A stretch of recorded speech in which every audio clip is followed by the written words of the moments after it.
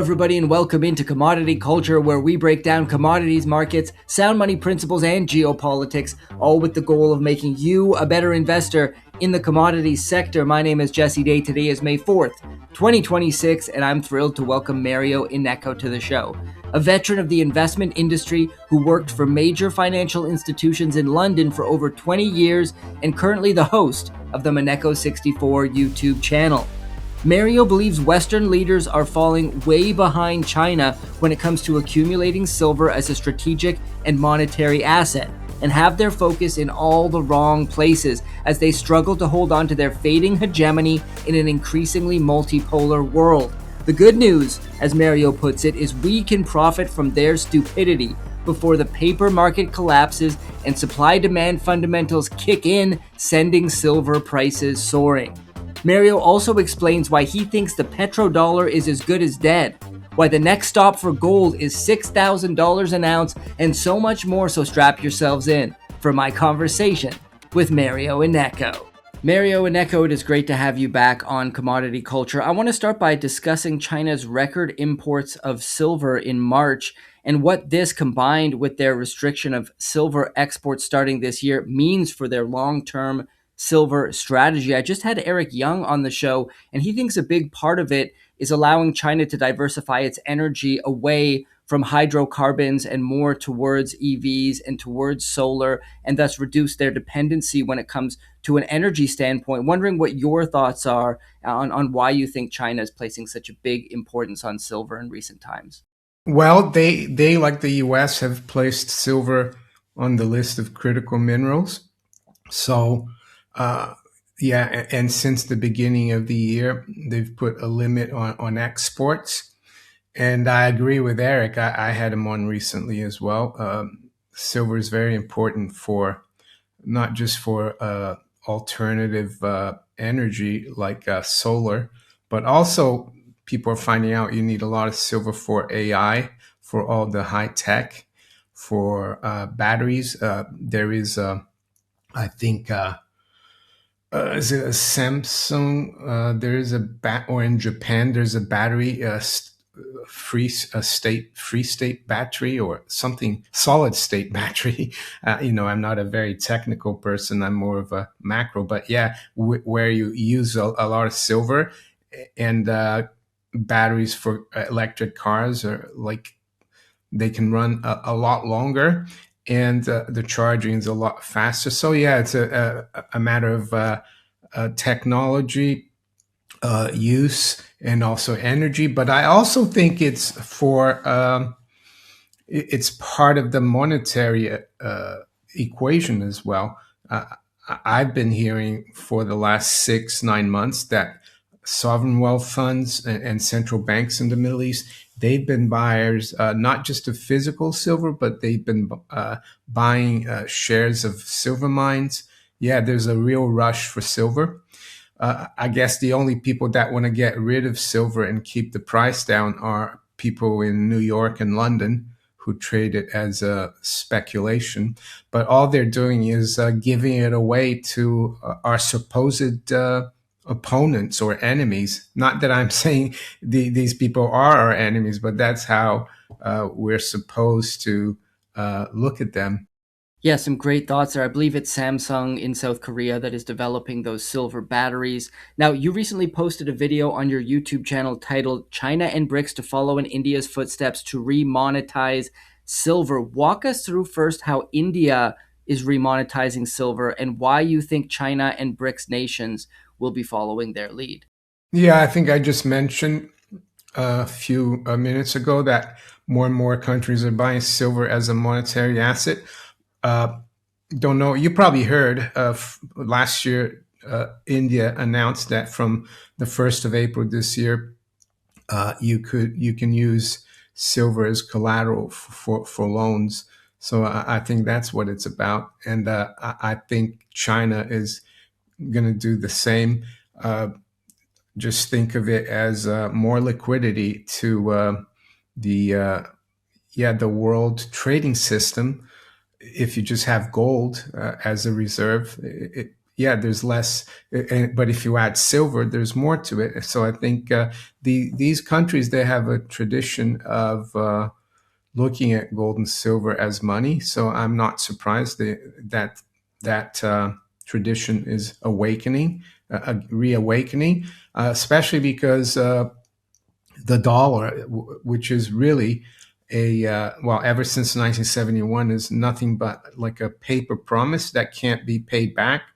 It's like you can't extinguish a debt that is a debt, or a money that is a debt. So I think these people are starting to wake up, and I think China now is more determined than ever, seeing that the U.S. has put some sanctions on on some big important refineries in China, and indirectly as well sanctions on shipbuilders in China. But China's government announced to these, because these are not state owned, I don't think, that were sanctioned. They announced to these companies, yeah, ignore the U.S. sanctions because we're sovereign and independent, and we deal with whom we want. So yeah, and I think silver is a big part of that. I mean, it's just so comical to see a nation that unprovoked started a war in Iran and then is now trying to sanction China because they bought Iranian oil. So that's bad. I mean, the whole thing is just so incredibly backwards. I wonder what your thoughts are, though, on the silver situation in the United States, because obviously also declared a critical mineral. Do you think they could be waking up to this monetary value in silver as well? Do you think they're looking at it as strictly an industrial commodity? And do you think that they're paying attention to what China's doing with its ramping up of silver imports and export restrictions? And if so, how do you think they could counter it? That was like 10 questions in one. I'm sorry. I do that sometimes, but I'd love to get your overall thoughts there. In terms of how the U.S. perceives silver, I think the general public, a lot of them perceive it as money. The silver stackers, the the let's say the administration, not so much. I think they look at it more as a critical industrial mineral, and I think yeah, they're like they're spreading their wings, so to speak, down south in their backyard in Central and Latin America for more silver properties, because, and maybe also north of the border in Canada, even though I don't think Canada has that much silver. So, yeah, I think it's all part of this drive for securing critical minerals and rare earths. And President Trump, signed loads of executive orders right off the bat when he took over last year. And it's only going to continue. And it's not just the US that's like, you said it's comical that they start a unprovoked war and then they sanction China, right? But I heard the EU as well is sanctioning China for selling stuff that could be used for making arms to Russia because of the war in Ukraine. And now I think China's threatening to put curbs on their exports of rare earths to Europe as well. So it looks like it's a Western disease. Yeah, our leaders and politicians, as usual, are clueless. But that always creates opportunities for, if you're on the lookout for those things, profit from their stupidity, I guess. And that's why I think there's a rush for these critical minerals, because China, who's been, really grown into becoming a huge producer of not just rare earths, but all other things, they're closing the door. And I don't know if you remember, what was his name? Pozar, from Credit Suisse, Zoltan Pozar, in 2022. He warned that we're going into like a period of commodity wars because the world is deglobalizing. So yeah, I think it's only going to continue. And I think we are on the right side of things here, especially with your channel, commodity culture, right? And my focus as well on precious metals and commodities as well in general. The sponsor of today's episode is ARC Silver Gold Osmium. Owner Ian Everard is praised even by his competitors as one of the most honest and level-headed bullion dealers in the United States. They have some great prices. You can see some of them displayed right now on screen. Take advantage of these specials today by reaching out to Ian at 307-264-9441 or by email at ian@arcsgo.com. Make sure to tell him, of course, that Commodity Culture sent you. And now, back to the interview. Well, you also recently discussed how gold's pullback could be the last buying opportunity before we go to $6,000 an ounce. What are the signs you're seeing that gold could be headed back up? Because obviously we saw all-time highs in January this year. We've seen the metal drop and kind of consolidate sideways for some time now. What do you see as that next catalyst that could bring us to 6,000?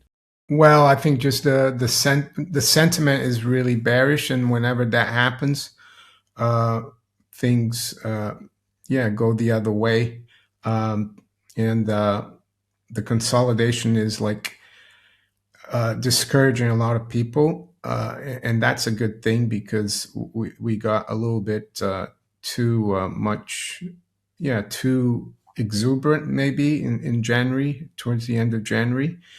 And also, I saw recently that Turkey, they're buying back some of the gold that they sold um, uh, because of the war. And they actually said that the reason they're buying it back is because it's very good insurance, and they were able to use it during the war to support their currency. And I think China is going to continue to buy. And as I said, the East is awake to the value of precious metals, but not the West. And I just think, we've been consolidating for almost 3 months now. It might take another month, just like last year. I think if it was from April to August, we had a consolidation between, I think, 3,500 and 4,200, and eventually it broke out, and we really went on a rampage. So I think it's the same kind of scenario, like a up and then consolidation up, and this has been happening for the last 18 months to 24 months. Several big financial institutions are echoing your call for $6,000 gold and even higher. We've got JP Morgan forecasting 6,300, Wells Fargo 6,100 to 6,300, UBS 6,200 with the potential for 7,200 if geopolitical chaos continues. Bank of America 6,000. I mean, with Wall Street being this bullish, could $6,000 be too low of a price target? And do you expect more institutional money to pour into the gold market as a result of these big calls from Wall Street? Yeah, Wall Street is always very conservative on their calls for higher gold price. So yeah, it is possible they're being too conservative on these calls. And I mean, my call for 6,000 is just like, it's not like the top that I see. It's just like a uh, intermediate top, maybe in a few months or so. But I see a lot higher, and yeah, they've always had to revise, going back a few years, and I think they've learned their lesson, and that's why they're calling it a little higher now. But they might even not be high enough, these calls. As for institutional buyers, I think we are seeing already. I think the smart money is going into gold. It's more the retail investor who's still focused on the Nasdaq, on the S&P. We just made new highs on those. I'm not saying that I'm bullish the stock market, because I think in terms of gold, the stock market isn't really doing that well, even though it's rebounding right now. But there's very little interest still in hard assets, commodities, precious metals, miners. So I still think we have a long way to go, and I don't see the fundamentals changing to make me like change my views. I don't see central banks acting hawkishly, like raising rates or stopping QE. If anything, they're really waiting for the chance to cut rates, but it seems to be dependent right now on this conflict in the Middle East, which hasn't been resolved. What is your current view of the health of the petrodollar as Iran and China trade oil for renminbi? Indian refiners now purchasing large volumes of Russian crude using both yuan and the UEA dirham, and Gulf states are reportedly discussing yuan for oil and gas deals up ahead. As I mentioned, I just spoke to Eric Young. He's also saying that he thinks that gold for oil is going to be a trade that is going to ramp up moving forward as well. Is the petrodollar under threat at this point? Well, I think the petrodollar is almost as good as dead right now because China's economy is like they produce real things, they import real things, they div- they like they take raw materials and they produce finished goods and sell it, and I mean they do everything really well, and they trade with so many countries that if China de-dollarizes and uses more gold and maybe even silver and other currencies. I think that's the way the BRICS and the global South want to go. They want to use different currencies, but have a reserve asset of gold. So yeah, and all these other countries, what do they have to do to buy and sell to the U.S.? Maybe to sell, but China is becoming such a huge market. Asia is growing so much, even Africa. So all these countries are going to say, why do we need dollars? We need to get some more gold, some more yuan, or some other currencies. So I think it's the petrodollar. I think is it's on its way out. It's not going to go away completely right away, but I think it's pretty much like sterling was around the early 1950s. Most people think that the dollar took over sterling as the major reserve asset in 1944 with Bretton Woods, but it wasn't. It was only in 1954 that it crossed over. Sterling reserves became less than dollar reserves. So yeah, and I think you've seen recently, I think Jesse, that reserves held by foreign central banks, and by foreign I mean not American central banks, they've the gold reserves have gone above treasury reserves. So it's a little bit like that 1954 moment for sterling and the dollar. But sterling remained and still is.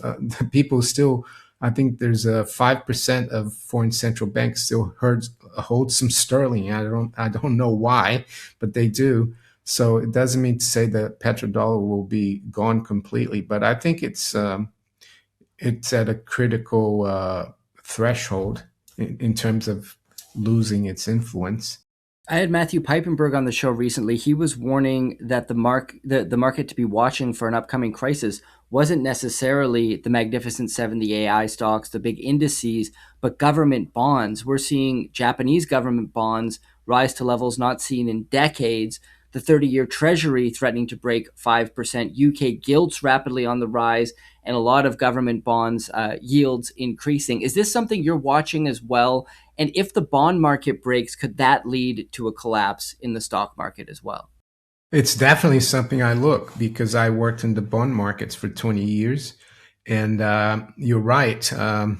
It's not just the US 30-year that's rising and the 10-year, but you look at the German government bond yields are up, the French, the Italian, the Japanese. I mean, even though they're still relatively low, they've come from very low levels.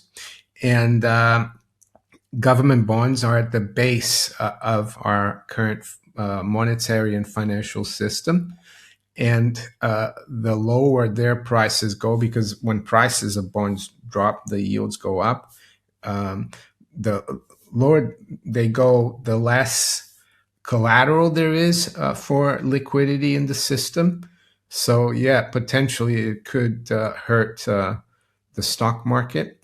Some people think it's negative for gold and silver, but I think if you look at the 1970s, bond yields up until 1980, they went from like 4 to 5% to like 15%, and gold nevertheless went higher. So yeah, I think it's pointing to the fact that financialization is over, really, because we had like over 40 years of financialization, which basically meant that by if, that the tail was wagging the dog. Finance was everything. But you can see that it isn't anymore, because all these countries, China, US especially, and even Korea, when I was there, they have a critical minerals list. They're all realizing we need commodities. We've been too focused on just finance, uh, and we need real things, or else we can't survive. We can't just eat uh, coding, or eat the internet, or Wi-Fi. We need to eat real things, and everything's powered by rare earths, natural resources. So I think that's what the bond market is telling us, and it's a bear market. Yes, the central banks might step in and do massive QE, but that would just really put a rocket up hard assets, in my opinion. So do you think we're on the precipice of a rotation from these over financialized assets? I mean, these companies in the Mag 7 and the ones that are holding up the broad indices are trading at such obscene valuations on so many different metrics, the Buffett indicator, the Schiller PE ratio. I mean, price to sales, price to book. It's kind of outrageous at this point, and yet recently hitting new all-time highs. When it really does eventually roll over, perhaps starting with cracks in the bond market, as you've discussed, do you think we're going to see a flight to hard assets? Do you think market participants are going to wake up to that fact? Or do you think it could take some time before that rotation fully occurs, if you believe it will happen? Well, no, I think it's already occurring to some extent, but very not many people are really doing that rotation. I mean, you look at Ray Dalio; he's been trying to warn people. Uh, you look at Warren Buffett and Berkshire Hathaway; they've got now almost $400 billion in cash. I'm not sure they want to put they're going to put anything into gold, silver, or hard assets, even though I think they should. But that's not for me to decide. And he spoke recently at the shareholders meeting, and he's retired, but he was there, and he said he said the markets are too, there are good things in the market, he said, but there's just too much speculation. He noted that why do you need to trade daily options on everything? It's like crazy. So yeah, it's a sign that it's a casino. But Alan Greenspan, who's just turned 100, he once said markets can remain irrational, irrational exuberance. And well, he called it irrational exuberance, and the markets stayed like that for another 2 to 3 years. So you never know. I think it's a sign. It's not a sign that the economy is doing well, but it's a sign that the smart money, the smart investors, they don't want to hold paper. They want to hold real companies. And maybe that's why the stock market is doing so well. But I could see if there is a turn in the stock market, and 5% of all this phony wealth goes to real assets, it could make a huge difference to the value of real assets. Absolutely. I want to touch on the war in Iran a little bit because it looks like it could be escalating into a new series of strikes by the US and further retaliatory strikes by Iran. I mean, the situation on social media is just completely crazy. Trump or someone from his administration will say, we're having great talks with Iran. Iran will say, what talks? We're not even talking to them. Trump will say, we're going to bomb them into oblivion. I mean, it's such an insane, it feels like a reality TV show at this point. But obviously, there's very real world implications. We've seen it on energy, WTI crude shooting to over $100. A lot of people already seeing that price at the gas pump, and many analysts warning of much bigger economic ripple effects to come, heightened inflation, heightened food costs, etc. How do you see this conflict impacting the broader economy and financial markets, assuming it does continue to drag on? First, I'd say maybe it is a reality TV program. Trump has, he's got the track record. But anyway, I think the longer this thing drags on, the worse it's going to be. It was supposed to be last a few days. They're supposed to change the regime in Iran, just like the Americans and the Europeans were supposed to change the regime in Moscow. And here we are, over 4 years later, and that war is still being fought. So yeah, the longer it goes, the worse it's going to be for the economy, and the better it's going to be for commodities. And not that I want the war to drag on, because we're bullish commodities, but it's just a reality, because wars waste things, and you need things to fight wars. You need energy, you need raw materials, and it's not invested; it's wasted. So usually after wars, there's a period where you pay back for the war, and that's when you get like the inflation. The governments inflate away so that they can pay with cheaper currency. So yeah, the longer it drags on, Jesse, the worse it is. And I saw today, as we speak, that Iran, they've put a deadline for the U.S. and said, if you don't do this in 30 days, we're going to destroy you. A little bit like Trump has been, doing. And apparently it's the first deadline ever set from another country to the United States, which is interesting. I think the deadline is for them to lift the blockade. Well, boy, it sure does feel like a reality TV show, as you mentioned there as well. Now, Trump is also talking about taking Cuba, and the EU is starting to ratchet up their warmongering rhetoric when it comes to Russia. They're talking about remilitarizing. They're increasing their defense budgets. In Germany now, there's a new rule on the books that German males need to report to the military office. Before they leave the country for more than 3 months. Now, supposedly it's not in effect, and right now it is automatically granted. They don't actually have to show up and ask this, but nonetheless, it is being put on the books, which leads people to believe at some point that they're going to enact it, and then the further next step could be a full-on military conscription. Not a lot of people know this, but I'm in Japan now, but I live in Serbia, and Croatia, which is right beside Serbia, actually began mandatory military service once again in their country starting in January. So some other EU countries could follow suit here. What is your thought on all of this, warmongering going on, this remilitarization? Is this the last ditch effort of the West to remain relevant in this newly emerging multipolar world? Is that what they fear, that it's no longer going to be America the hegemon, but we're going to, China's going to potentially have more power, and the BRICS nations are also going to emerge as a force in this world? Yeah, I think the US and Europe, and I say the US because the US is heavily involved in fomenting the war in the Ukraine. Both of those blocs thought that Putin would be defeated really easily, and they would have a puppet in charge in Moscow, and they could control all Russia's resources. But that's backfired.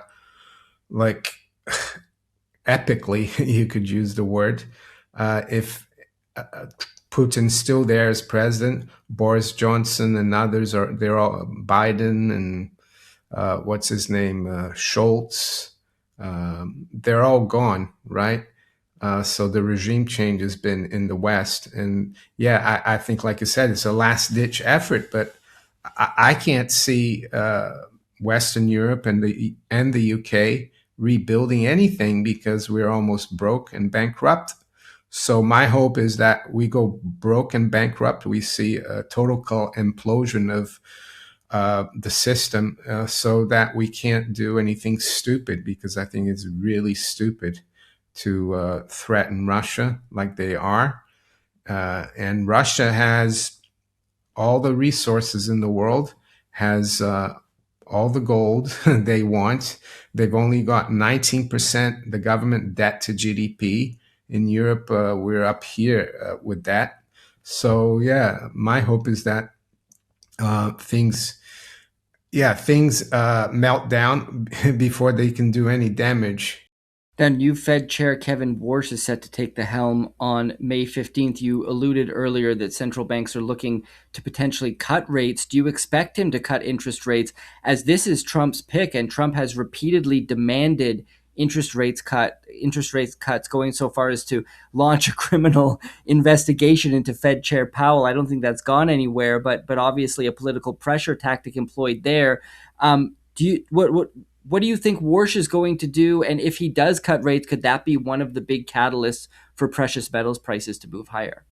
Yeah, I mean, if he's taking over on the 15th as chairman, and if we start seeing the month after that weak economic numbers, he might decide to do a rate cut. I think their next meeting, FOMC, is June 16th. So yeah, it's possible.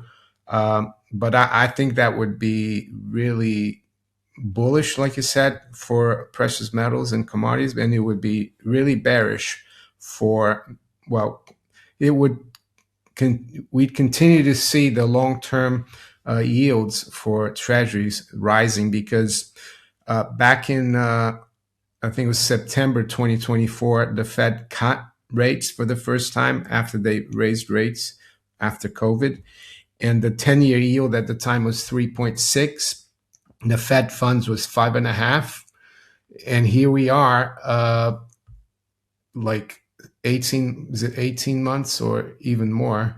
18 months later, or almost 2 years. And the 10-year yield is at 441. And the Fed funds is at 375. So for those people who think that, and to that I say Trump as well. If he thinks just because the Fed cuts the Fed funds rate that it's going to lower mortgage rates and longer term yields, you think again, and that will probably push the Fed also to do yield curve control, or even increase the amount of QE they're doing now. So yeah, it's possible, but I don't think he's going to come in the first day and have an emergency meeting and say, I'm going to cut rates. That would be a bit too obvious. He's going to play the part of like being tough on inflation, even though, Jesse, we know it's central bankers who create all the inflation. Yes, and I wish more people would realize that. Mario, fantastic conversation as always. Tell us about the Innecco 64 YouTube channel and anywhere else people can follow your work online. Yeah, my channel at Innecco 64 is the home of alternative economics and contrarian views, and I've been posting on YouTube since November 2015. And that's where you can find all my posts. I also fairly active on Twitter or X at Innecco64. Great. I'll put links both to the YouTube channel and to your X account in the description below. Thank you once again, Mario, for coming on. Always love talking to you. You're welcome. Thank you for joining us today. This episode is brought to you by ARC, Silver, Gold, Osmium. They have some great prices on precious metals, bullion products. They are on your screen right now. These are subject to change, and well supplies last, so reach out to owner Ian Everard today at 307-264-9441 or by email at ian@arcsgo.com, and make sure to tell him that Commodity Culture sent you and represent sound money in style with the Stack Silver Not Fiat t-shirt backed by a 100% quality guarantee. Use the link in the description below, and I'll see you guys on the next episode. Commodity Culture is a series on commodities and natural resources. If you would like to see more, be sure to subscribe and hit the bell notification so you're always up to date with the latest episodes.